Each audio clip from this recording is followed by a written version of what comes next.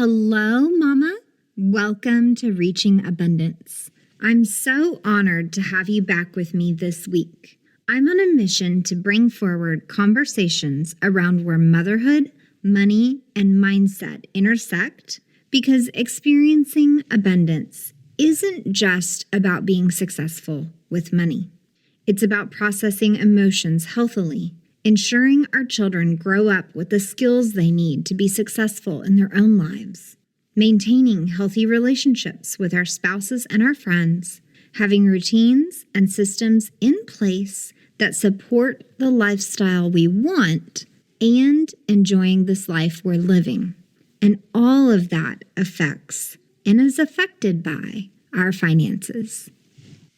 I want to change the negative assumptions and rhetoric together as we share our financial journeys, what went right and what went wrong, money decisions we've made in pursuit of fulfillment, and the things we've learned about ourselves along the way.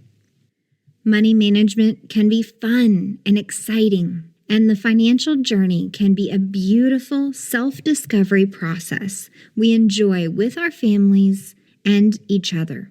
We as mothers have so much influence on how efficiently the household is run, the power to transform the energy and mood of everyone in the home, and control over our actions as a piece of the puzzle.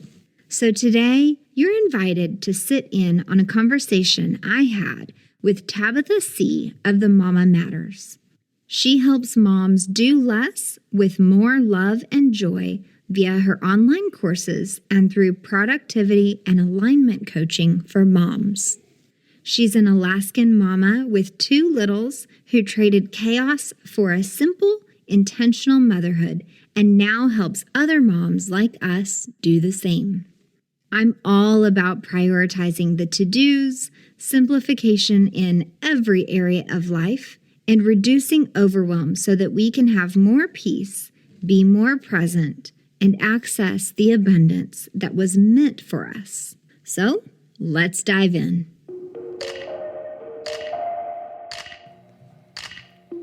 Welcome to the Reaching Abundance podcast, where your host, Virginia Elder, shares helpful guidance for moms around positive mindset, creating simplicity, practicing true self-care, and most of all, money management.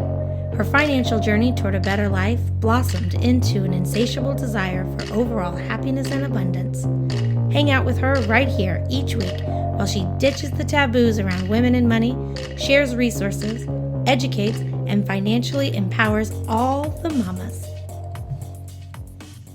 I'm so excited to welcome to the show today Tabitha from the Mama Matters. She's focused on helping moms do less with more love and joy. I love that, Tabitha. Welcome to the show.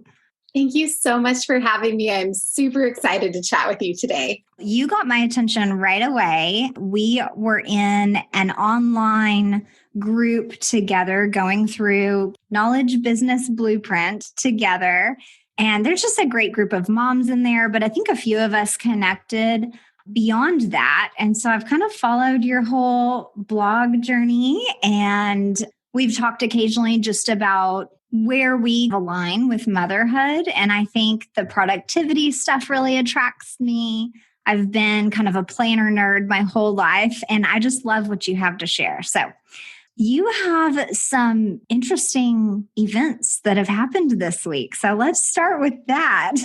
Yeah. So 2 days ago from this recording, I ended up being laid off from my part-time job. I was anticipating being laid off at the end of the year, but that morning I had a meeting with HR and they were like, you can either have your official termination date be the end of October and we'll offer you a severance, or you may work through the end of the year. And so it was kind of like, get paid to not work or have to work / have to pay for childcare. I literally would have been paying to work at that point. Mm-hmm. So it was fair. It was just more abrupt than I anticipated. And I'm still kind of digesting it.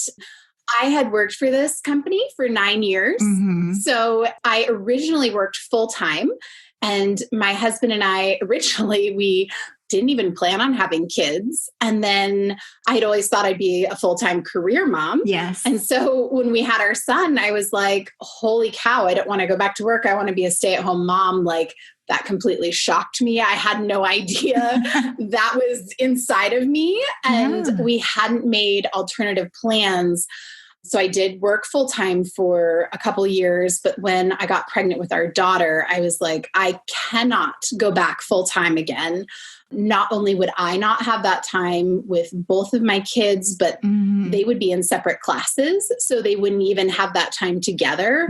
And just the mere thought of that broke my heart. So we planned accordingly and I went down to part-time, but I still needed to work 16 hours a week for health insurance benefits. Yeah. And so our daughter is 2.5 now, and I've been doing this job for the last couple years in the part-time capacity.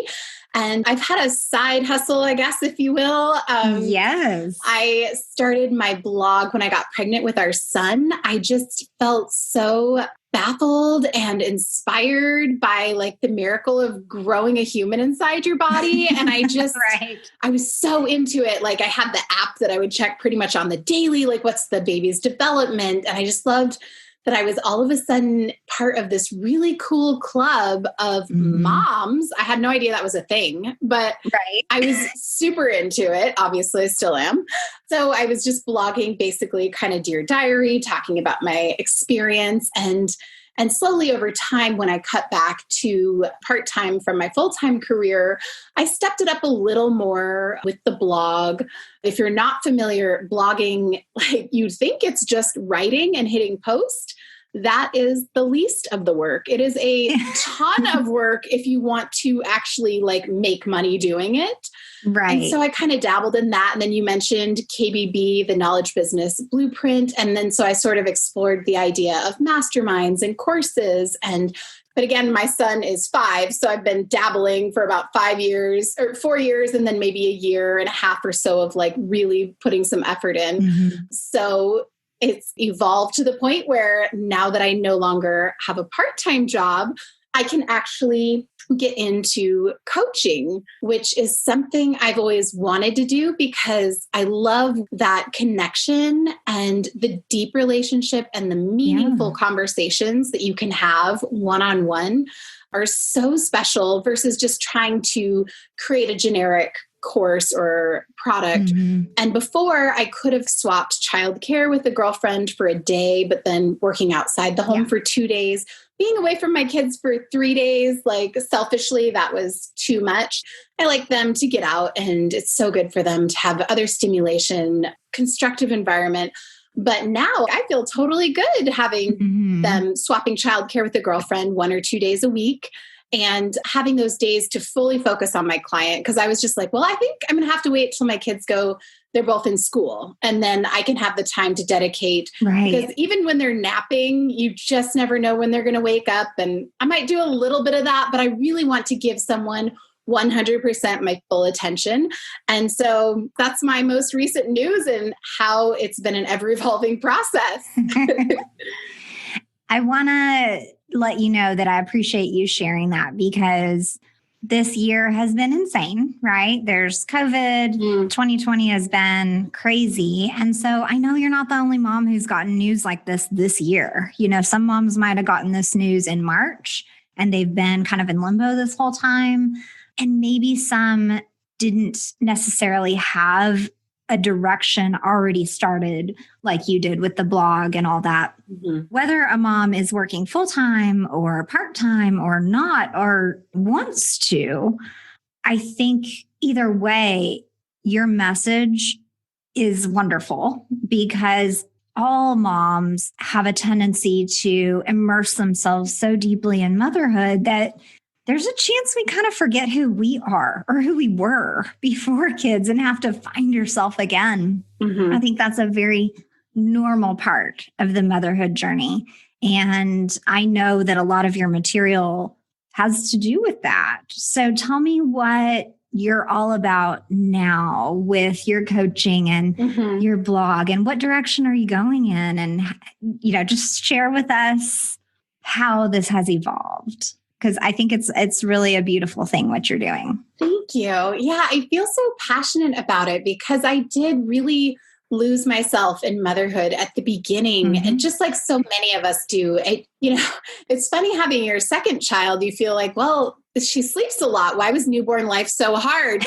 But when you go through it for the first time, like one of my thoughts I remember having frequently is like, how come no one ever tells you that changing diapers is like so hard? It's like constant. I'm changing diapers at night and just all day. Like, am I just a wuss? Why did no one tell me that like changing diapers is the hardest part of motherhood, And that it's around the clock that you need to be on top of that. And it just felt that way. I felt like there were a lot of things that nobody told me. Yes. And I feel like societally, it is defined that a good mom gives everything to her family. But that also means then that there's nothing left for herself. And so we have this perspective that if we take any time for ourselves, that's time we could be giving to someone else, and we're being selfish, and we're not a good mom when we're selfish. It is a major shift. But I just love the expression that if mama ain't happy, ain't nobody happy. Yes. So if mama is giving everything to everyone, she feels burnt out, resentful, snapping at her kids, yelling at her husband, like she did what she was supposed to and gave everyone everything, but then she did all the laundry, had the dinner on the table on time, did all the things. Well, then she's moody and irritable, and you feel even more guilty because you're like, I'm supposed to be enjoying this. And then you don't want your kids, like, what are they going to remember about their childhood? Having a happy mom or having a floor that never had crumbs on it? Right. And we just put these extreme expectations on ourselves that we get through maybe our family, but society. And when we can really step back and really think about it, that's the other thing. When we're in the trenches, it's so crazy to think, what is not having time to think? It's such a thing. Like, thinking really takes focus and space and effort. And you have like none of that left at the end of the day for yourself if you don't make it a priority. Right. And so I'm all about teaching moms how to make themselves a priority, not instead of their families, but in addition to their families, so that they can be a better version of themselves. So they start the day calmer, so that they are a happier person throughout the day, so that they don't feel resentful, so that if they have 15 minutes, they can sit on the ground and play with their babies instead of feeling like they should be in the kitchen starting dinner. And just really knowing exactly what they want as they define it for themselves. And then really shifting expectations so that we aren't struggling with trying to be perfect or worrying about things that we can't control. There's just so much mental chatter that we allow to go on, and so much negativity, negative self-talk, self-doubt, worrying about what others are doing, comparison trap, mom guilt, worried about what others think about what you're doing, judgments.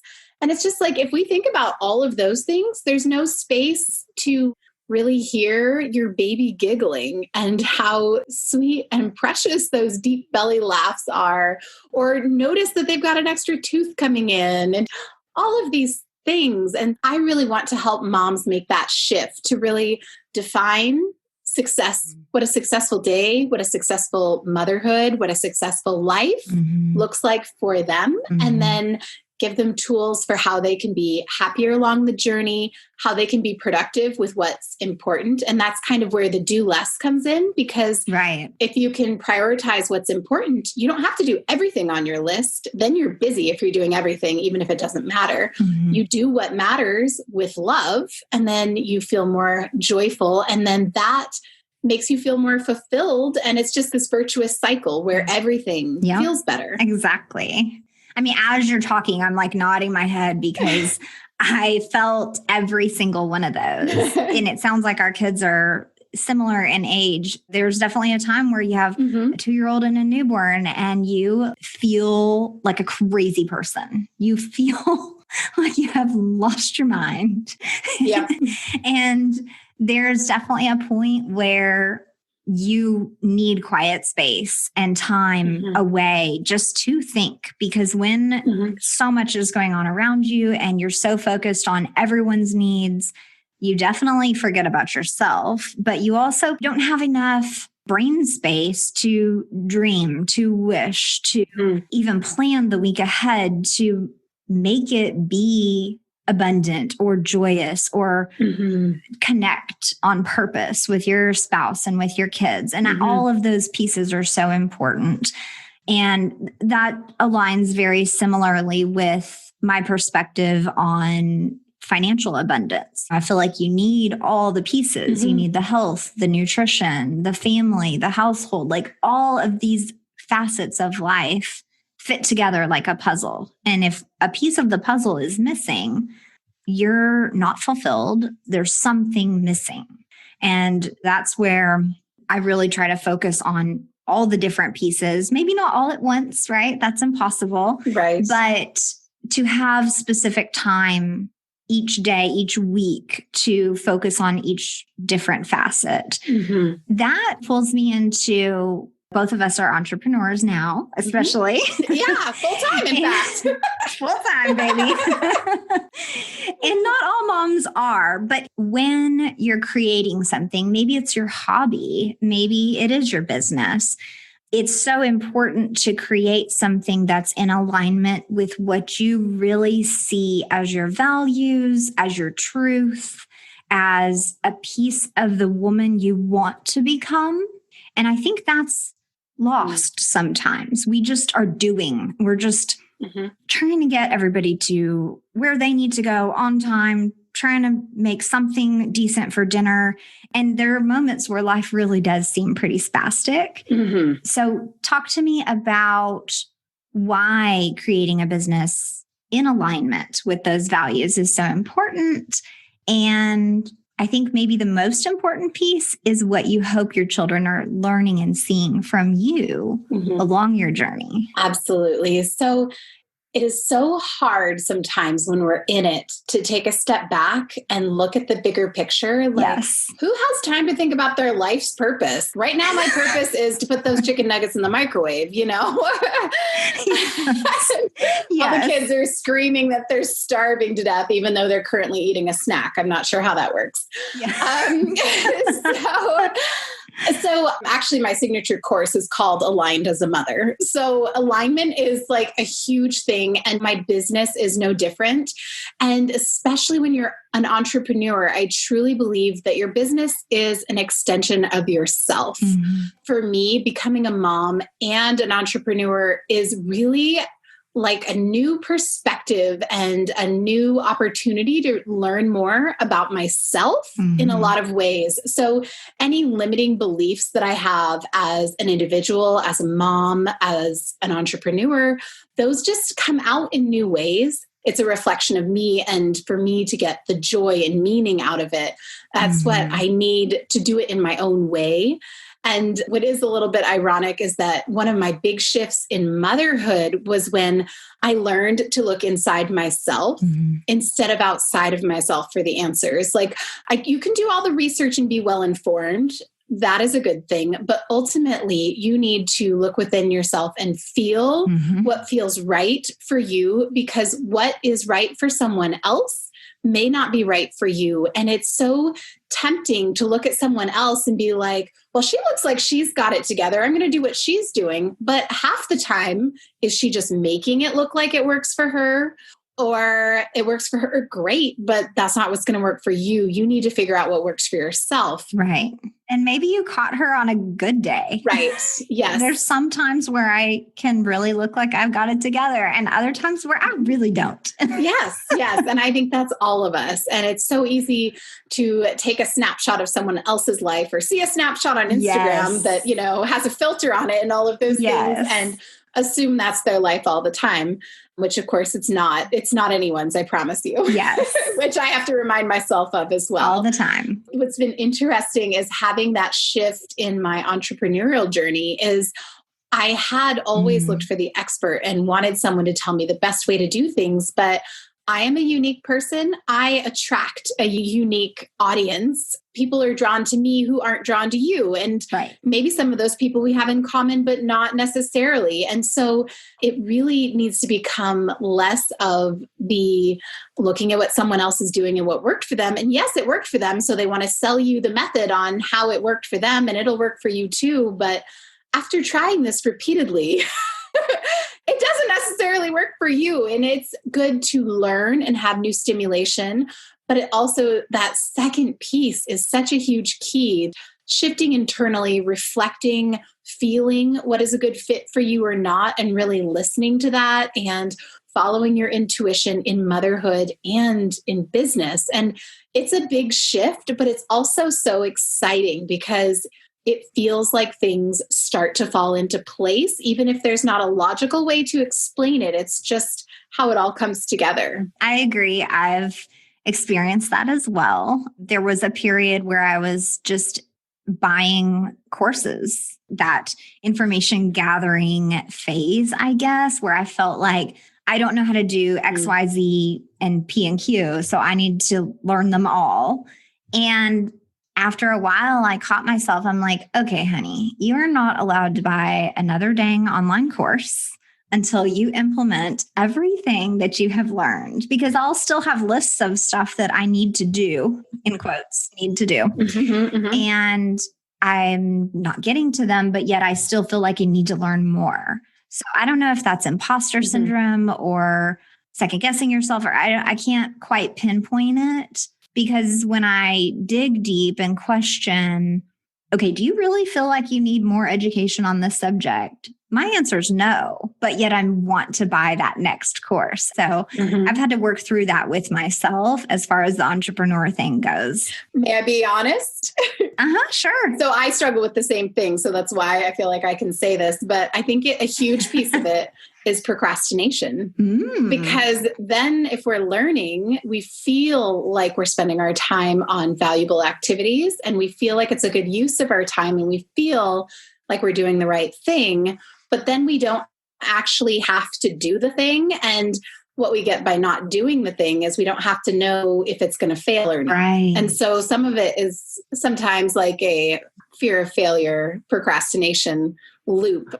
Again, the only way you can learn what's going to work for you and what's not is by doing and putting it out there. And so that is a big shift as well. That is huge. And as far as motherhood, I definitely think that applies, because there are so many things, especially in the early baby days and toddler days, that I feel like moms know what certain pitch of cry or noise means what.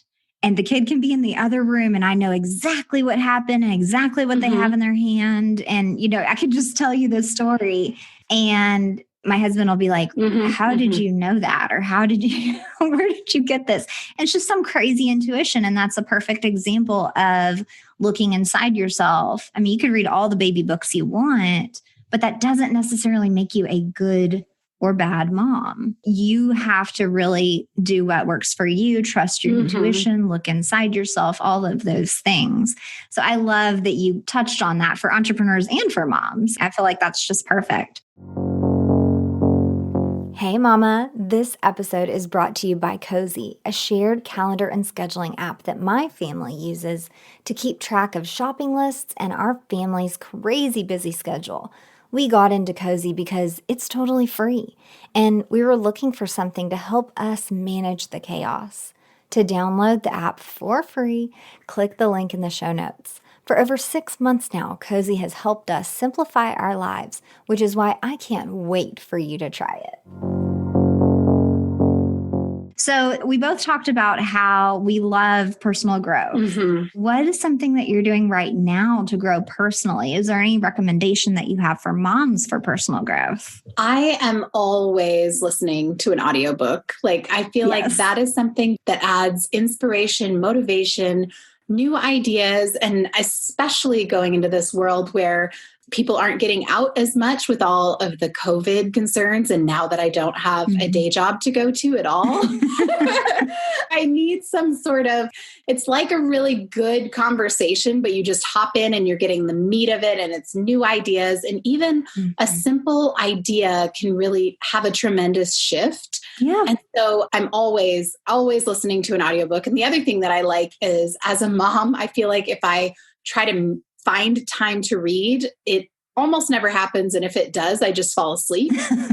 Audiobooks are like the key for me. I can listen to them while I'm driving. I can listen to them while I'm on a walk with my kids. I can listen to them while I'm cleaning the kitchen at night. And it just adds a little bit of inspiration and motivation to my day. I really, really love audiobooks. There you go. And is there a particular one that you love that you want to share? Sure. I recently read Kate Northrup's Do Less. Oh, yeah. I love it. I don't know. Have you read it? I haven't read that one yet. Okay. I have like a massive list. That's another thing. I promised myself I'm not allowed to buy any new books until I read all the ones I have. Yeah, I feel ya. Yeah, I struggle with that same thing. So I let myself put it on a list. My wish list is crazy long. Exactly. But her book is one of the first personal growth / productivity books that I've seen that is specifically for moms. There you go. And that was actually how I kind of got into this niche, because I'm like, I love personal growth and personal development. I have an undergraduate in psychology, actually, and I've always been fascinated by how people think, how they tick, how to change behavior. And I wanted to translate that to how it's relevant to mom life. Yes. Kate does an amazing job, and she talks about a woman's cycle and about how that's different, how men cycle on 24-hour days and women cycle on approximately 28 days. And we have 4 phases, and she likens the phases to seasons. So the beginning of your cycle is your winter season, which I think we can all relate to. Like, give me a pint of ice cream and I'm watching Netflix. That is when we have the lowest energy. Our body is doing a lot of work. It needs our energy for other things. And looking at this framework really gives us permission to let ourselves rest, kind of like a slingshot, so that when we rest, we store that energy and we go even further faster. The next phase is our spring phase. This is maybe where we can plan. Our energy is starting to come back. We're feeling excited about the projects or things we want to do. Yeah. And then the third phase is summer. We feel social. We want to interact with other people. We've got all the energy. We want to do all the things. And then fall is when we're trying to button things up, get the house buttoned up for winter, like finish those projects. And we're not making plans. We're not out there socializing. We're starting to wind down. And I feel like that has been just a huge shift for me personally. And now that's part of what I teach other moms as well. That permission to follow your energy and do what's fun at the time. Like if a nap sounds fun today, that means you need rest. And something that sounds miserable today might sound fun tomorrow. So why force yourself to do the thing today when you just want to nap today? And, maybe you'll have the energy tomorrow and enjoy the project. Right. Just to lean into that natural level that you're feeling, because 100% there are days and weeks where I feel energetic and I'm full of ideas and I want to, we can't go now, but go to a social event. I can just kind of tell and I can feel that. And then there's times where I just want to come and sit here and just knock some things out. I don't want to talk to anybody. Do not call me. It's so I can definitely feel those shifts. And I did hear about that. So maybe I heard Kate on a podcast interview or something. I don't know. And then, of course, I did take your free masterclass. So that was lovely. And you did touch on it in there. Yes. So for all the moms listening, I want to go ahead and recommend your masterclass that you offer, because it was very insightful. It was very unique and formatted with tons of good advice and very helpful. I think you talked about doing more without creating another list, which that spoke to me because I have a million lists everywhere. Yes, I think learning to listen to ourselves is something that we try to teach to our kids when they're little. And then I'm not sure what happens somewhere between our teenage years and our 20s. We just lose that. I guess are so focused on achieving and growing and getting a career and getting married or whatever the goals are at those ages that we stop listening inward and we start looking outward. And then motherhood happens and we feel completely lost, right? We're just a milk machine. Right. And then maybe by the time the kids are 5 or so, you're coming out of it and you're starting to go, wait, who am I? What do I want in life? What is my purpose? And we start to kind of feel that drive again. So each of us has come so far from probably what we've learned as kids. Can you remember back to some of those lessons about money or about entrepreneurship? Like, what were the examples that you had as a kid? And what have you brought forward? And then what have you shifted?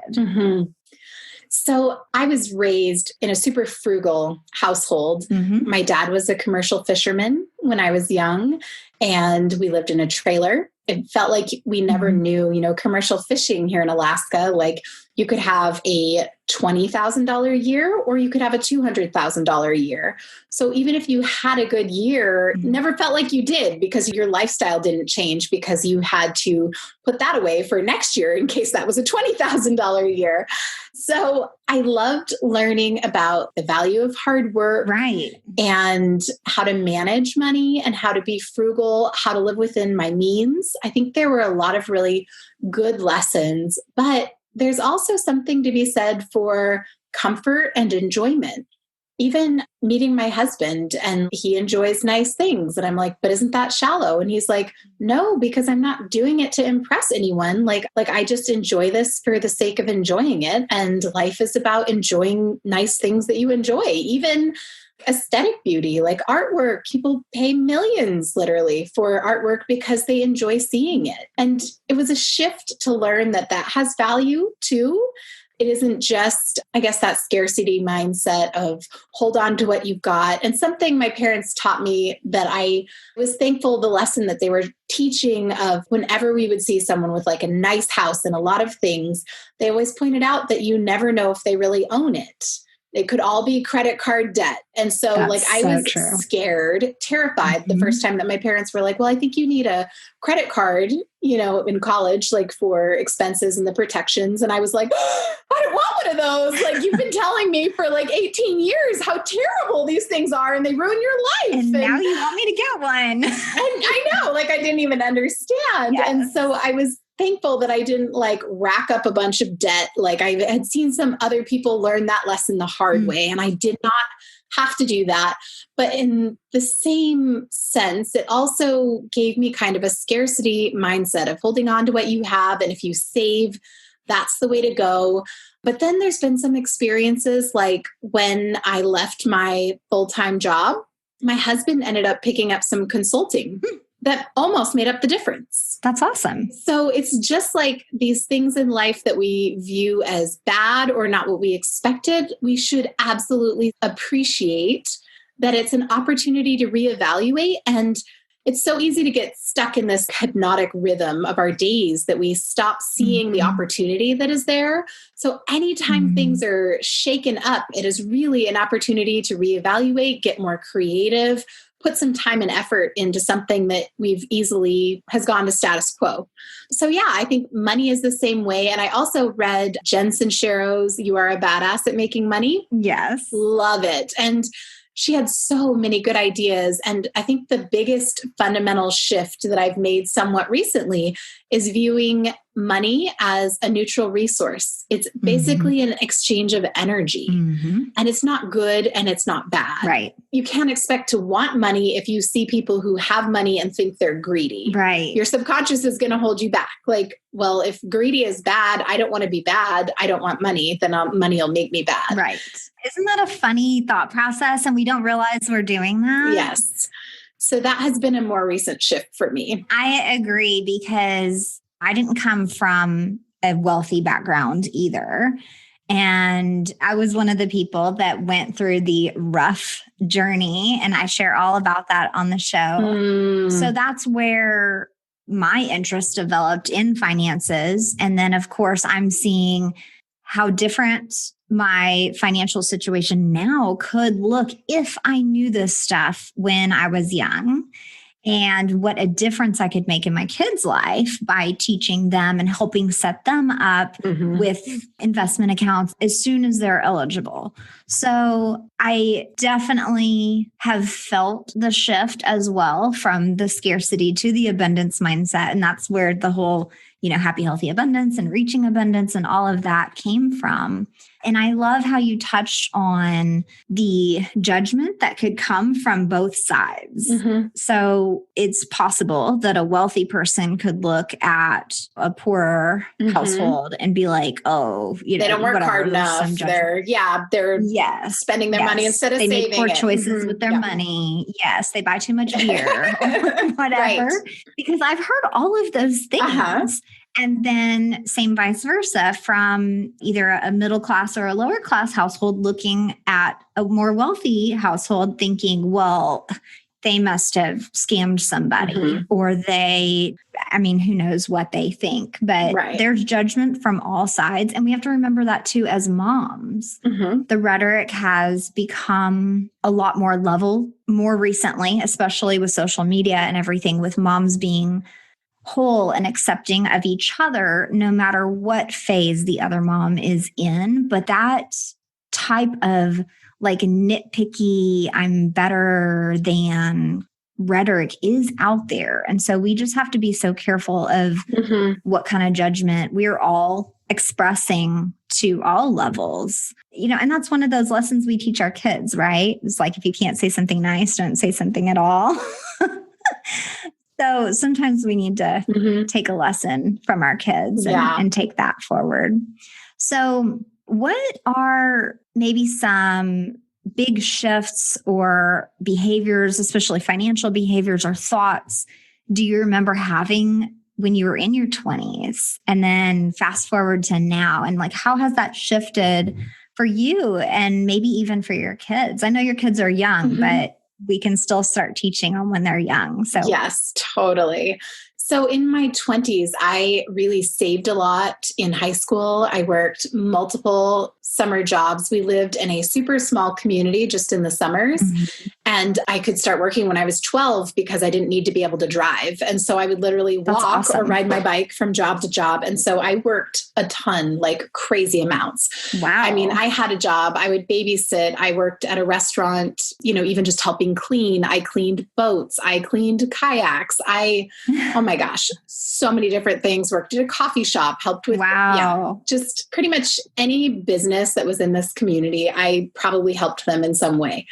A lot of people might not be aware, but Alaskans, we get a permanent fund dividend payment every year just for living in the state of Alaska. Right. So my parents had saved that for me. So I had that. I ended up applying for a bunch of scholarships to start college.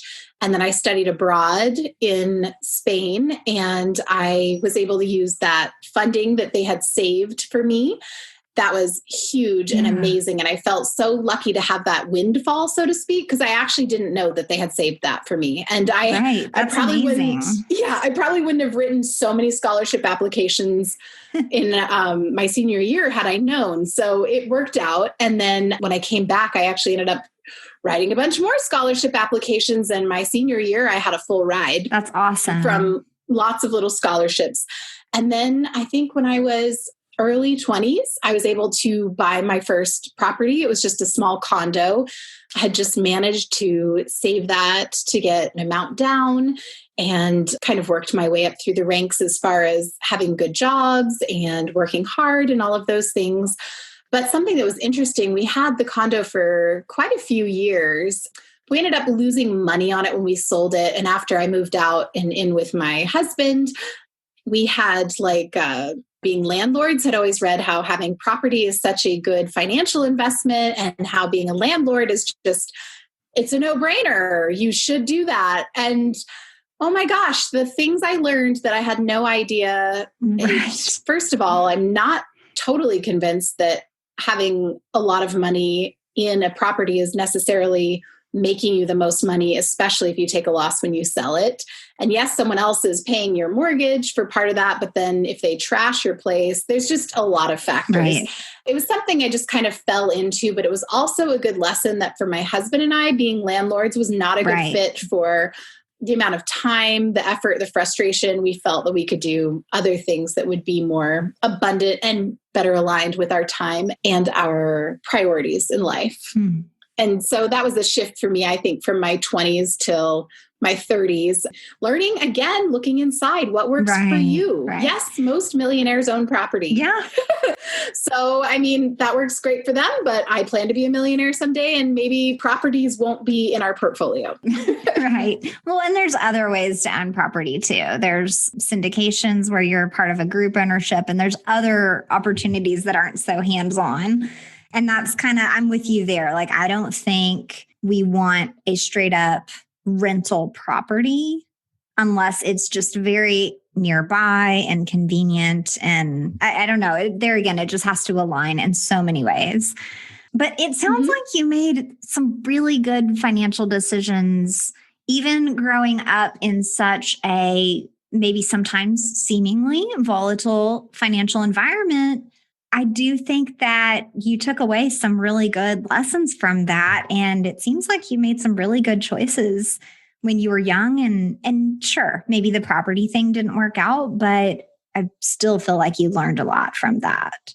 Yes. I think something that's been so interesting is I see some people who are my age now or like have fresh new babies and really struggling financially and having that stress on top of everything else. And I feel tremendously grateful to have learned so many lessons when I was younger and did not live beyond my means. And I'm still not like a flashy person. I have no desire to have something fancy to impress somebody else. Right. So you can tell by my not washed hair and, yoga pants. But so I feel like I definitely am grateful to have been raised in such a grounded household where I didn't need money to feel of value. And my parents are incredible people. And I would never think that they were less than because they still live in that trailer. And, they legitimately could be millionaires and they'd still live in that trailer. And maybe they are. Who knows?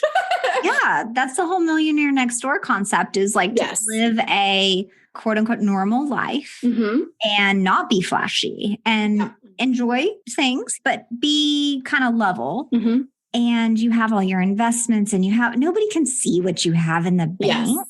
Yeah. And so that's kind of, I think, what they were trying to teach you when you'd see like a big house or something. And they were like, well, you don't know what their bills look like. Because I tell my kids that we live in an area where there are some really nice cars that drive down the street and they're like, wow, and I'm like, well, that's pretty, but you just never really know their true situation. And I think another thing along that same, like we were talking about, is alignment. If you are like passionate about cars and like you want a really cool car because you love this kind of car and you're going to drive it all the time and you love just maybe you have a really long commute and all of these things and it's aligned well for you to have your dream car, heck yes, go for it. Yes. But if you are buying a nice car so that you can impress other people and you don't even really care about cars, like maybe that does not make so much sense. Right. So we're all different. And that's again, that not judging other people like, they're just buying that to be flashy and impress me.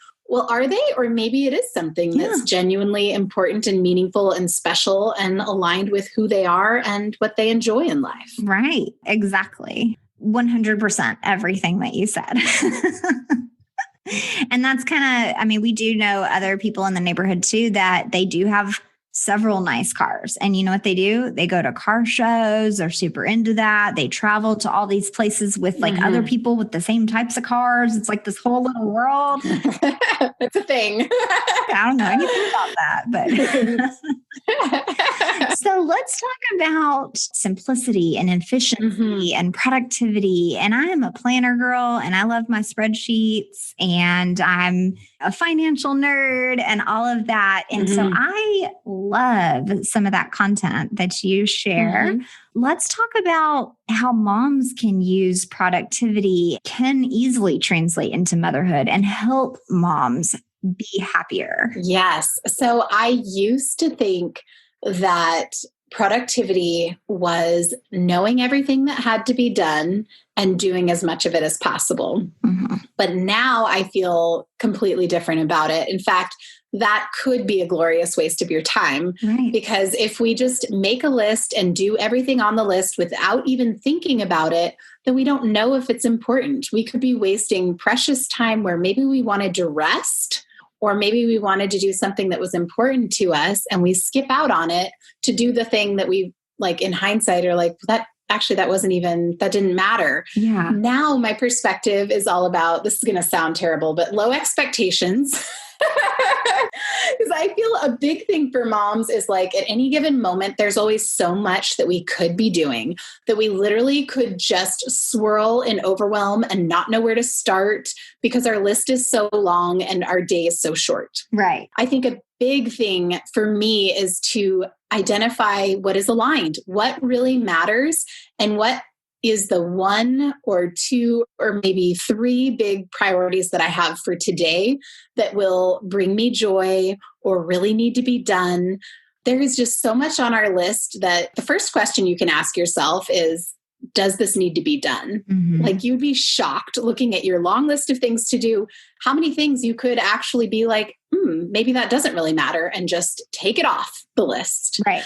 Another one of my favorites is, does this need to be done by me? There is so much. I know COVID is kind of limiting in some ways if, some people have had house cleaners that can't help them any longer, but especially in your business, like, there's so much that a VA can Right. help us with. Even our 5-year-old helps me unload the dishwasher. So, your kids can be a resource for this as well. Yeah. And they love to help. They do. And I want to cultivate that totally. Mm-hmm. And does it need to be done right now? It is shocking to me how many things that I'm like, okay, I got to get on this right away. And then later I find out that I didn't really need to do it. So if I would have just waited and been like, okay, does this really need to be done today? And the answer is no. Okay, we'll let it go. And then, it might just fade into the background. Maybe that birthday party you needed to go get a gift for, maybe it gets canceled. Right. And it's a balance, of course. You don't want to be like rushing out the door, trying to get the gift on your way. You need to plan it a little more in advance, but also not do it so early that maybe you just did something that you wouldn't have had to do. Right. And my hack for birthday parties has been the Amazon e-gift card. Oh, okay. Because I don't know what that kid already has. I don't want to buy them the same gift that they already have. And that way, if I just email the mom the $25 on Amazon, she can just do what she wants, and then otherwise the kids color that friend a picture and that way they have something to give right there. But otherwise it's all like e-gift and I don't have to go to the store. Yes.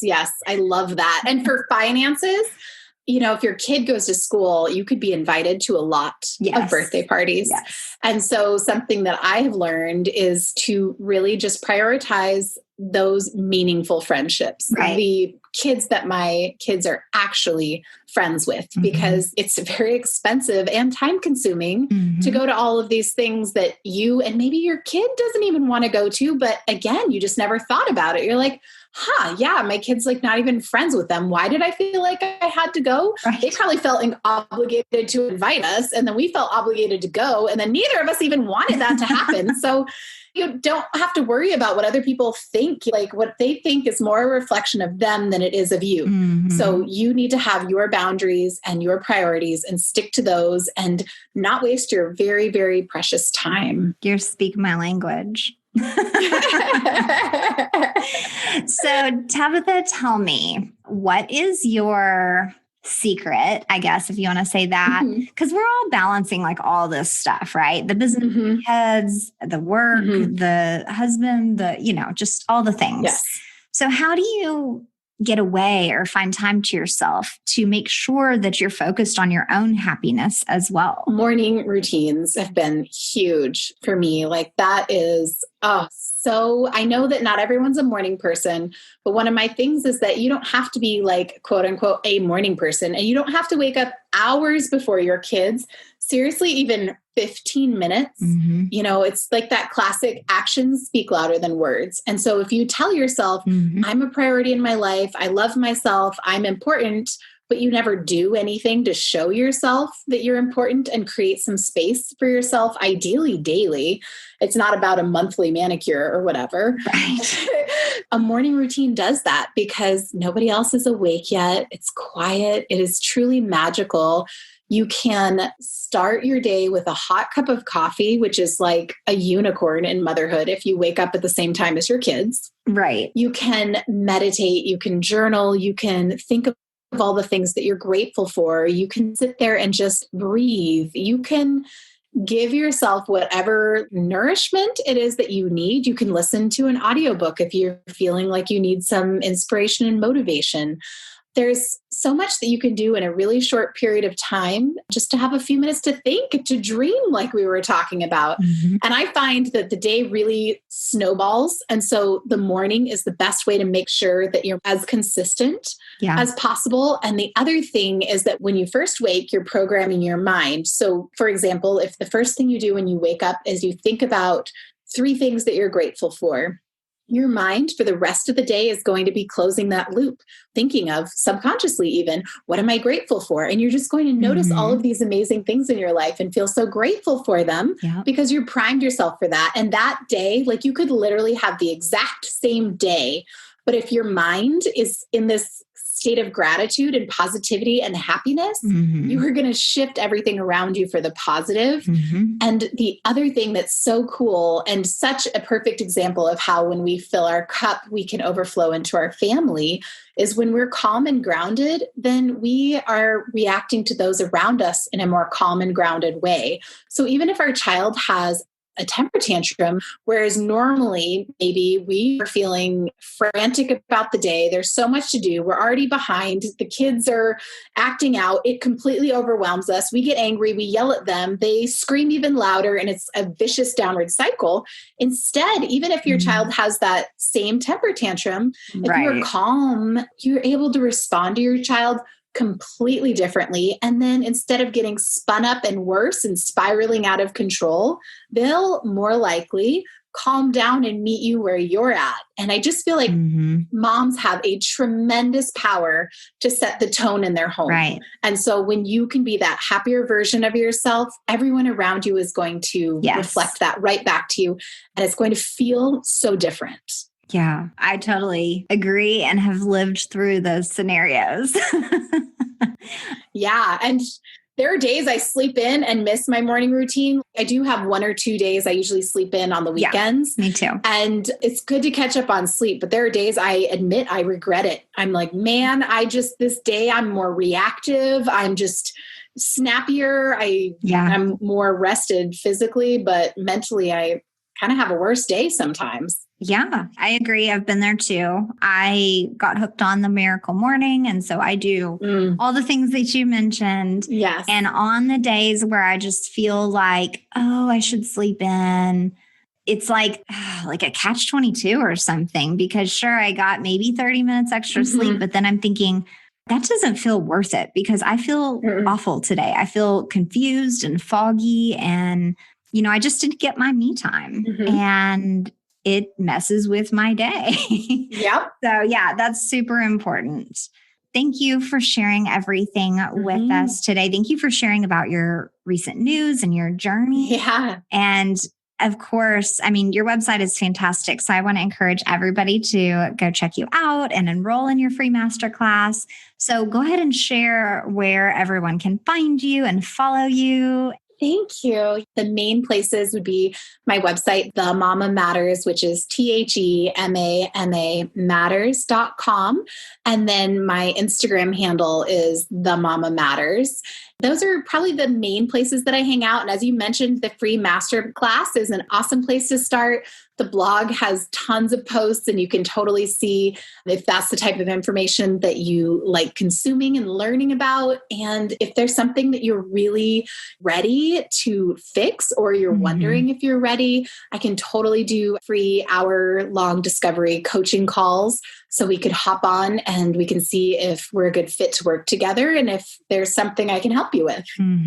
Thank you for working so hard to just be a good resource for moms. That's part of what I want to do here is be able to find these awesome resources like you and be able to share them and kind of get the word out that you don't have to feel alone. You don't have to go through this alone. You don't have to struggle and feel like this motherhood thing is just so hard, especially when there's other challenges, whether it be financial or marital or emotional relationship, like any additional challenge just seems to pile on sometimes. And that's part of this whole thing for both of us, is creating that loving, supportive mom tribe. I feel like we're very in alignment on that. Thank you so much for being with me today. Yeah, thank you so much for having me. And we've talked about like all of my favorite topics, so it's been absolutely perfect. Yeah, thank you so much. Thank you. Holy moly, this conversation brought absolute joy to my soul, and I hope it did yours too. I love how we touched on scarcity mindset, the shifts she's experienced, the morning routine, looking inward for answers instead of outward, which I'm still working on, by the way. And even that bit of our natural cycle of energy throughout the month and giving ourselves permission to rest when we need to. It's often we feel like we can never sit down, like there's always something to do, or when we do sit down or need a nap, we feel guilty about it. This isn't a healthy mental loop to be stuck in, and I'm working through it too, which is why I love that Tabitha is a productivity coach, but not in the go, go, go way like you would think. She and I are all about prioritizing and focusing on the so-called needle movers in life, which is why I thought you would connect so well with her. If you're feeling kind of lost in motherhood and you haven't had time to dream or identify what you really want out of this life, I encourage you to take her free masterclass available right there at themamamatters.com. If you like her style, she also offers one-on-one coaching, as she mentioned. If you have had time to set priorities and you know that you need some help in the financial department, let's talk. I agree with you that getting your finances in order can facilitate the scenarios, events, and lifestyle you've been dreaming of for you and your family. When you enroll in one-on-one financial coaching with me, yes, we look at the numbers. But the main thing we're doing from month to month is understanding and uncovering the emotions, subconscious thoughts, and mindsets that are influencing your behavior with money. Whether you want to pay off debt or save more or learn more about this seemingly crazy thing called financial freedom, book a 15-minute, quick, free call with me. I'm a financial coach for moms because I needed and searched for another mom financial coach who could help me balance motherhood and money 6 years ago. And you know what? I couldn't find her. So I've become that coach that I wished for, and I'm here to help you with those emotions and fears related to where money and motherhood and mindset intersect. Basically, all the under the surface stuff that traditional money advice doesn't address. Also, I'm lining up interviews for the podcast for 2021. If there's a mom you think should be on the show, I'd love to connect with her. And if you want to be on the show, don't be afraid to step up and reach out. DM me on Instagram at either Happy Healthy Abundance or at Reaching Abundance and tell me about you or your friend. I'm looking for women who you find interesting or inspiring, whose message you align with, and who love doing deep dives into emotions, child psychology, mindset, and how all those things relate back to our money. I especially want to hear about women from your mom tribe who you admire, who are making a positive impact on the lives of others. Every one of us has a story, and this podcast is about bringing those stories to the surface, making them less taboo, and creating a network of moms who have each other's backs. Speaking of our mom tribe, If you haven't yet joined the Facebook group, it's time. There will be free money management workshops going on and only available inside the group beginning in January of 2021. So go ahead and jump in now by joining at moneymindedmamas.com. This is also a great opportunity to invite fellow mamas you admire, enjoy, and care about so we can really support each other well, since that's a private, non-judgmental place where all moms can participate. Thank you for being here with me today. This week, edge a little closer to reaching abundance by looking inward for the answers, leaning on that natural intuition, and giving yourself permission to act in alignment with your values and the energy levels you have day by day.